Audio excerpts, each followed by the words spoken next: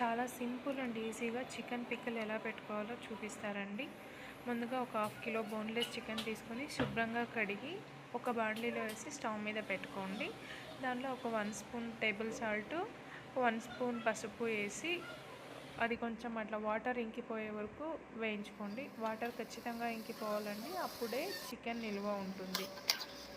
So ఈ water ఇంకిపోయేలోపు masala ready చేసుకుందాం. ఒక స్టవ్ మీద చిన్న ప్యాన్ పెట్టి దానిలో మసాలా దినుసులు వేసుకోండి.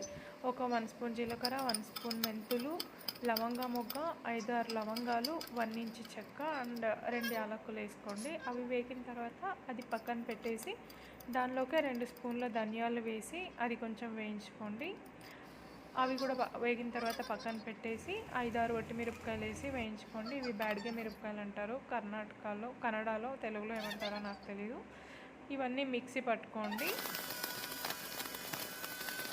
అది మెత్తగా పొడి చేసుకోండి. తర్వాత దాన్ని పక్కన పెట్టేసి అదే జార్లోకి అల్లం వెల్లుల్లి వేసి పేస్ట్ చేసి పెట్టుకోండి. ఈలోపు వాటర్ అంతా ఇంకిపోయిందండి. దాన్నంతా చికెన్ అంతా తీసి ఒక ప్లేట్లో పెట్టుకోండి. అదే బాండీలోకి 1.5 గ్లాస్ ఆయిల్ వేసుకోండి.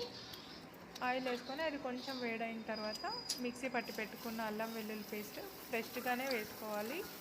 నిల్వ ఉన్న అల్లం వెల్లుల్లి పేస్ట్ వద్దు. అల్లం వెల్లుల్లి పేస్ట్ వేసుకొని అది కొంచెం పచ్చి వాసన పోయిన తర్వాత దానిలోకి చికెన్ వేసి బాగా కలుపుకోండి.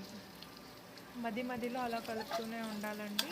అది చాలా ఎక్కువసేపు చికెన్ ఫ్రై చేసుకుంటే ముక్క హార్డ్ అయిపోతుంది. అలా అని పచ్చిగానే తీసేస్తే చికెన్ పచ్చడి పాడైపోతుంది. సో అది కొంచెం గోల్డెన్ బ్రౌన్ కలర్ వచ్చే వరకు వేయించుకోవాలి. ఇది చాలా క్రూషియల్ ఇక్కడ.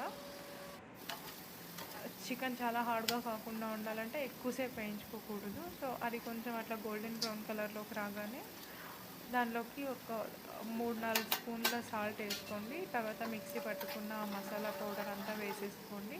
వేసుకుని స్టవ్ ఆపేసే ముందు కారం పొడి వేసుకోండి. 4 స్పూన్లు వేసుకోండి.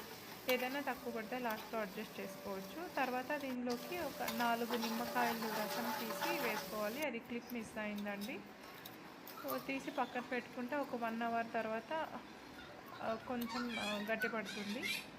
సో దాన్ని కొంచెం రైస్లోకి వేసుకొని టేస్ట్ చేయండి. ఒక 2 డేస్ బయట పెట్టేస్తే చికెన్ ఊరుతుంది. ఆ తర్వాత ఎయిర్ టైట్ కంటైనర్లోకి వేసుకుని స్టోర్ చేసుకోండి. ఇప్పుడు టేస్ట్ చేసిన తర్వాత ఏదైనా తక్కువ ఉంటే అడ్జస్ట్ చేసుకోవచ్చు. సాల్ట్, నిమ్మరసం లాంటివి.